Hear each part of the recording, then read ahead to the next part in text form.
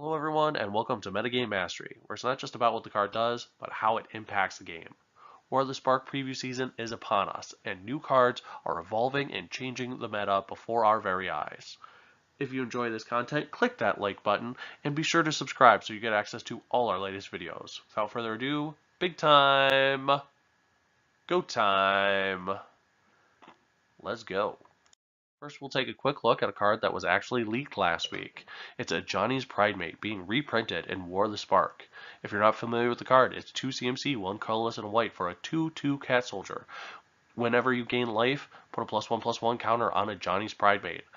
This card is sick. It's of course the workhorse of the Soul Sisters deck in Modern, and if you've never played with it before, it's a bear with upside. In the right deck, it spirals out of control and very quickly dominates the board, especially when played in conjunction with other cards such as Ajani the Great-Hearted, 4 CMC, 2 colorless, green, white, for a legendary planeswalker with a starting loyalty of 5. He has a static ability. Creatures you control have vigilance. He also has a +1 ability, you gain 3 life, or a -2 ability, put a +1/+1 counter on each creature you control and a loyalty counter on each other planeswalker you control. Wow. This card's great, especially in this set for a variety of reasons. Not just because it interacts positively with Ajani's Pridemate, the card we just looked at, but you're getting a lot of value here. Giving all your creatures vigilance is very important in a set where you're going to have a lot of planeswalkers. It allows your creatures to both attack freely and be held back to defend said planeswalkers. The gaining 3 life is mostly trivial outside of possible life gain synergies, but his -2 ability, which you'll get to trigger at least twice with this card, puts a +1/+1 counter on each creature and will play very well with another mechanic we're going to look at later in this video.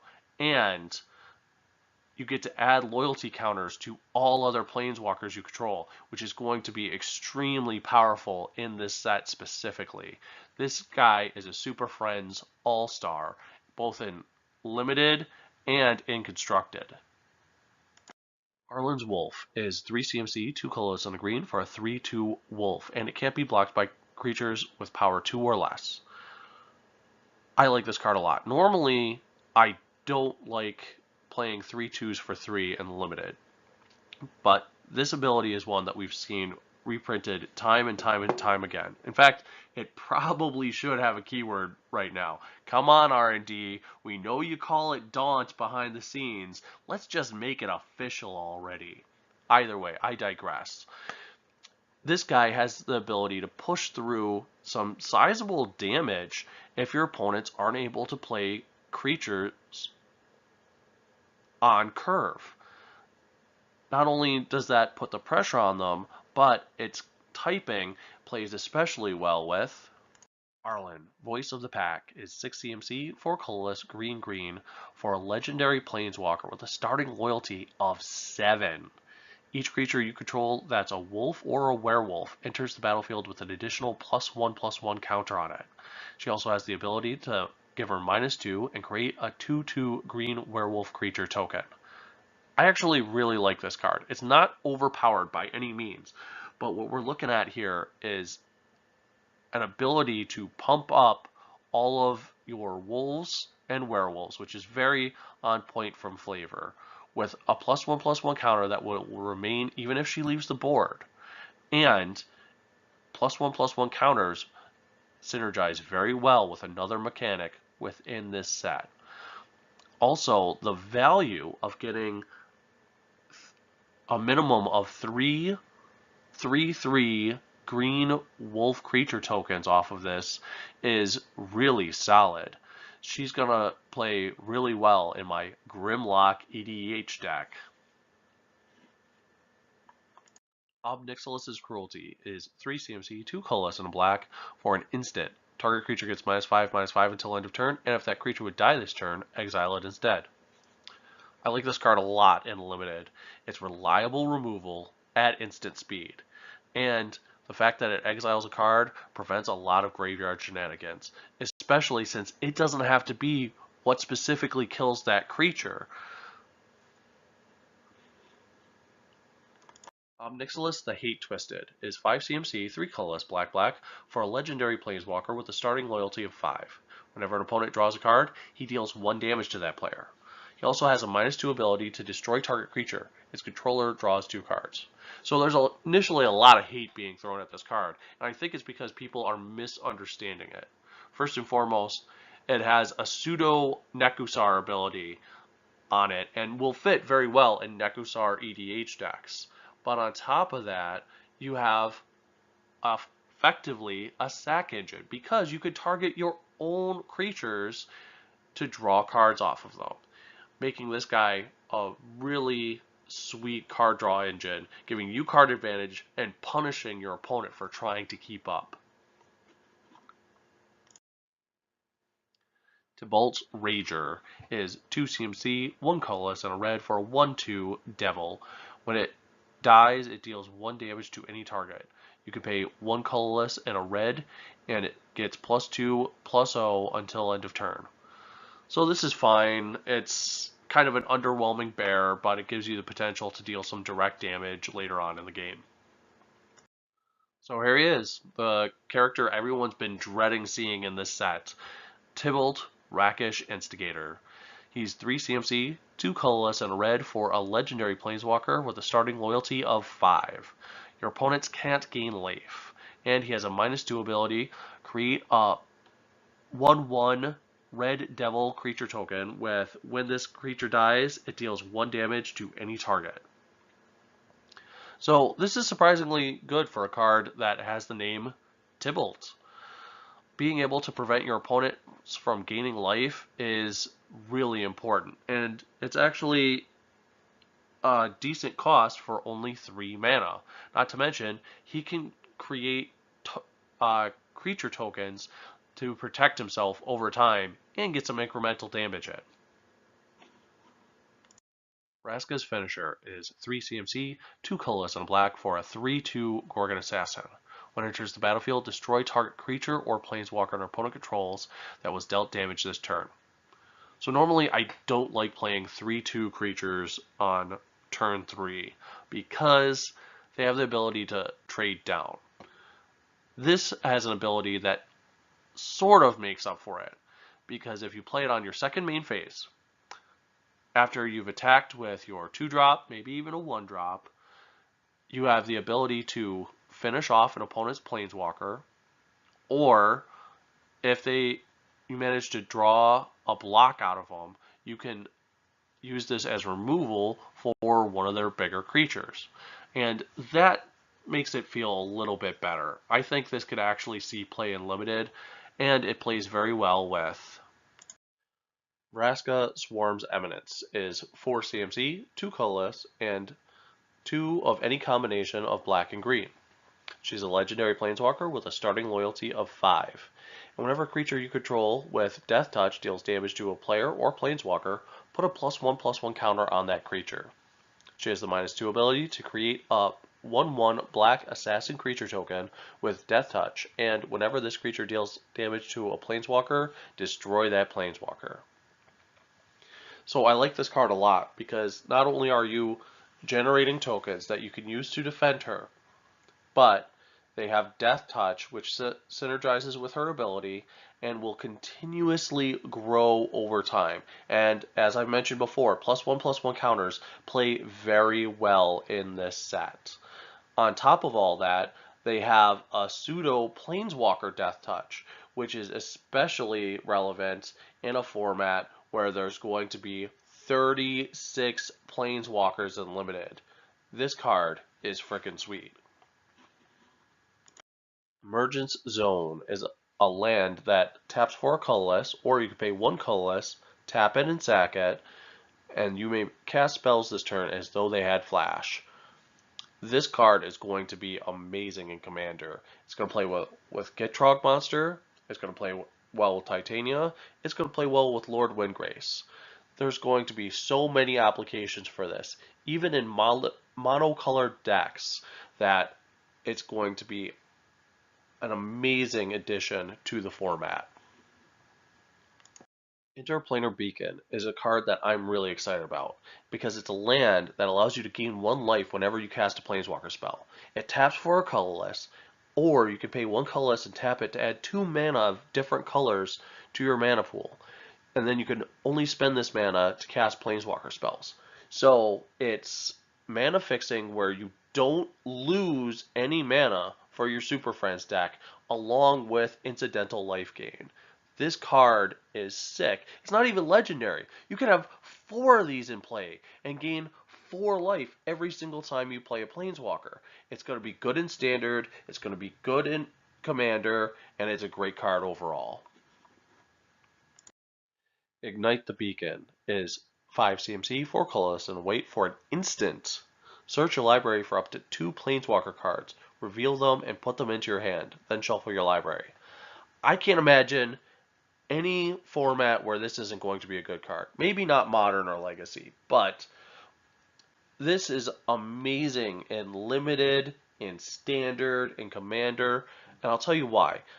Yes, it's 5 mana for a tutor that gives you card advantage, but it searches through your deck at instant speed for 2 cards that should absolutely take over the game, as Planeswalkers typically do. And because it's an instant, it allows you in control decks to hold up your mana for potential counters, and then, if you don't use them, cast this instead. Amazing card. Bolus's Citadel is 6 CMC, 3 colorless, black, black, black for a legendary artifact. You may look at the top card of your library at any time.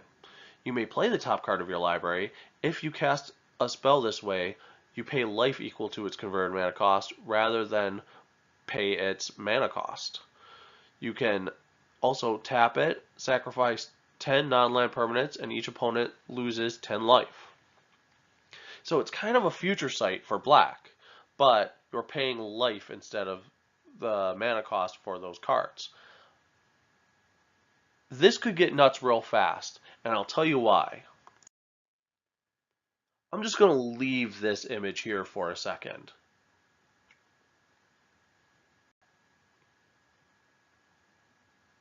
No Escape is 3 CMC, 2 colorless, and a blue for an instant. Counter target creature or planeswalker spell. If that spell is countered this way, exile it instead of putting it into its owner's graveyard, and you get to scry 1. So this is the card that we had to see in this set, right? We're talking about a limited environment where there are going to be 36 planeswalkers in play. There will be a planeswalker in every booster pack. Naturally, there has to be a card that not only counters creatures, but counters planeswalkers specifically as well. And honestly, you're getting a lot of value here. You're getting the best of Dissolve and the best of Dissipate, both of which were pretty decent cards, allowing you a free scry and exiling the card so that they can't do any graveyard shenanigans in the process. Very cool card. Paradise Druid is 2 CMC, 1 colorless, and a green for a 2/1 Elf Druid. It has hexproof as long as it's untapped, and you can tap it to add 1 mana of any color to your mana pool. So this is just a solid card. It's a decent attacker, being a 2/1 for 2. It has hexproof as long as it's untapped, making it reliable board presence, and it's both mana ramp and mana fixing. It also solves the problem of playing a ramp creature and your opponent just bolting it before you get the chance to use it. Now, is this as good as Sylvan Carrot said? No, of course not. That card's amazing. But will this see play in Standard, in Limited, and probably more than a few EDH decks? Absolutely. This is a solid, solid choice. Ravnica at War is 4 CMC, 3 colorless, and a white for a sorcery. Exile all multicolored permanents. So this is potentially a really solid choice in Limited. It might see some play in EDH metas, but where this card will really shine is the sideboard of Standard decks. Now think about it. In the current Standard, you've got Hydroid Craxus running wild. You've got Teferi as easily the most powerful planeswalker out there. Not to mention the other multicolored planeswalkers that are being introduced in this set. And this affects both Drakes in the Is It Drakes deck. This is going to be an absolute dream draw in many, many matchups when you get to game 2 or 3 of your rounds. Along those same lines, we also have Time Wipe, which is 5 CMC, 2 colorless, white, white, and a blue for a sorcery. Return a creature you control to its owner's hand, then destroy all creatures. So this is a very reliable board wipe that gives you the ability to not only protect one of your creatures, but get additional value off of its enter the battlefield abilities. So I'm just going to leave this for you right here. It's a sort of a riff on a card combination that's already heavily exploited in Commander, but this might just kick it up a notch in the right decks. Herald of the Dreadhorde is 4 CMC, 3 colorless, and a black for a 3/2 zombie warrior. When it dies, amass 2. What's amass, you might ask? Well, that's a valid question because it's a new mechanic specifically for this set that allows you to put X +1/+1 counters on an army you control. If you don't control one, create a 0/0 black zombie army creature token first. Now, do I want to play this in limited? Probably not. Even though it does have the resilience of putting a 2/2 in play when my 3/2 dies, I'm still not a fan of playing just a 3/2 for 4 mana. That said, Amass seems like it has extreme potential, especially in Aristocrats builds. Dreadhorde Invasion, on the other hand, is 2 CMC, 1 colorless, and a black for an enchantment. At the beginning of your upkeep, lose 1 life and amass 1. Whenever a zombie token you control with power 6 or greater attacks, it gains lifelink until end of turn. So I like this card for a variety of reasons. First and foremost, if you're just sacrificing the token every single turn, you're getting an additional +1/+1 token to fuel your sack outlets for only 2 mana. That's a solid option. And then on top of that, if for whatever reason your creature survives, you build up the tokens on it, and you're swinging in for 6 damage or more, you're gaining back the life you lost paying for this card. Overall, it's a really solid card, and I like it. Invade the City is 3 CMC, 1 colorless, blue, and a red for a sorcery. Amass X, where X is the number of instant and sorcery cards in your graveyard. So it's not a Drake because it's not flying, but at the same time, it's going to get you value, and it counts as a sorcery in your graveyard. Definitely going to see play in Canlander. It's potentially going to see play in the right commander deck. This is an interesting card.